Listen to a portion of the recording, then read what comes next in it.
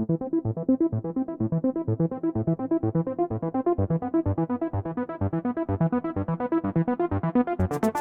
haven't been this excited about a Z Fold phone for a while now, but Samsung finally made some interesting changes to the Z Fold with the Z Fold 7, and I'm really just enthusiastic about this year's Z Fold 7. And in this video, I'm going to talk about the top 5 things that I love about the Z Fold 7 so far.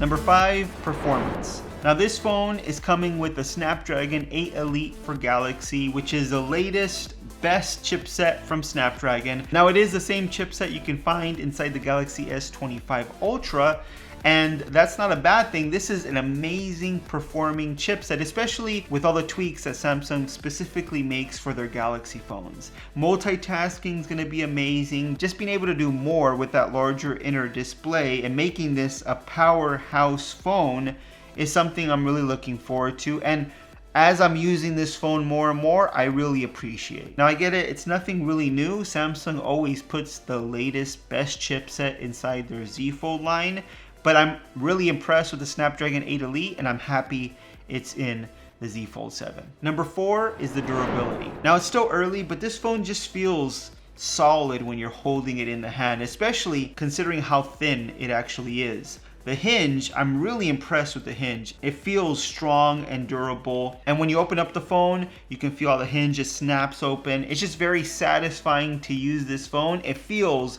like a very well-made phone. The hinge feels much better than the previous Fold phones that I've used. So I'm really excited about durability, and I think Samsung is headed in the right direction, making their phones even more durable, at least the Z Fold line, even more durable than the previous ones. It's always a good thing with folding phones because we know how delicate they actually are and how durability has always been an issue. But once again, even though this phone is thin, it doesn't feel like a delicate phone in my hand. It feels like it's gonna be able to at least, hopefully, be durable for a couple of years. And that's saying a lot for folding phones. Number 3 is the camera. Now it's still way too early to give my final thoughts on the camera, but so far this camera is really impressive, really just like the other Samsung smartphones. And it's no wonder, as this phone has the same 200 megapixel camera sensor that's inside the Galaxy S25 Ultra. That phone takes amazing video and photos,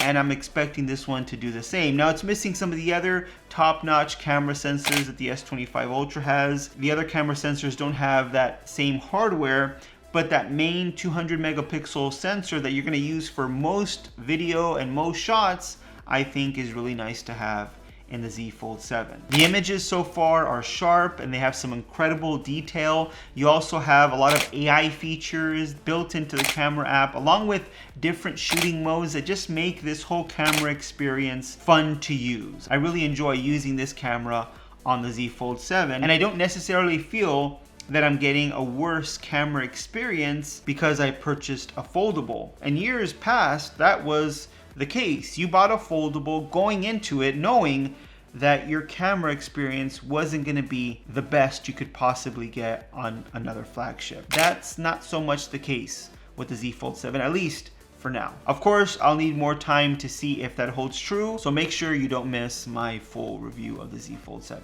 Number 2 is the aspect ratio, specifically the outer display's aspect ratio. This is something I've been asking Samsung to do for a long time now, making that outer display more like a regular smartphone. Now I've said this many times in the past, the way I use my foldable might be different than others, but I appreciate having a better outer display, at least a more normal outer display, so I can do most of my smartphone things on that outer display. It just feels easier to use. The previous Z Fold phones, although they were getting better, they had a thinner aspect ratio and it just made it kind of clumsy to use. It just didn't feel natural to use that outer display because it was so thin and kind of awkward. That's not the case anymore with this phone. This just feels like a regular smartphone, especially when you consider how thin this phone is. It doesn't feel like I'm holding a large foldable in my hand when it's closed. And I just really appreciate that. I can open up the phone, do what I need to do on that outer display. When I want that larger inner display, I'll just open it up, and there you go, I have it. But for the most part, I want to have this closed and do what I need to do on that outer display. So I really appreciate what Samsung did here. And the number one thing that I love about the Samsung Galaxy Z Fold 7 is the design. I'm just really impressed with what Samsung did here. How thin this device truly is. It's hard to put it into words. You almost have to just try it yourself. That almost doesn't feel real. It feels like you're holding some futuristic phone. I love how the flat edges feel. The metal frame has this kind of matte feel to it. The back glass also has this matte coating over it, which avoids fingerprints. It just looks like an amazing phone. The only awkward thing about the design is that camera bump, but there's not much you can do. If you want to have a better camera sensor with all those features, you're gonna have a camera bump. And because this phone's so thin, it's just kind of the trade-off you have to make with having a thin folding phone and a great camera. But you put this phone side by side closed with any other regular smartphone, candy bar smartphone, and it's almost the same thickness. And when you have it open, this is by far the thinnest device I've ever used. I just really appreciate the design. And every time I use this phone, it just kind of makes me stop and appreciate it a little bit more. And those are the top 5 things I love about the Galaxy Z Fold 7 so far. There's really so much to love about this phone, but there are some things that aren't so great as well. So if you want to see a video on those things, the top 5 things I don't really like about the Z Fold 7, make sure you subscribe to the channel so you don't miss that video or any of my coverage of the Z Fold 7. If you like this video, please give it a thumbs up. Thanks for watching, guys, and I'll see you on the next one.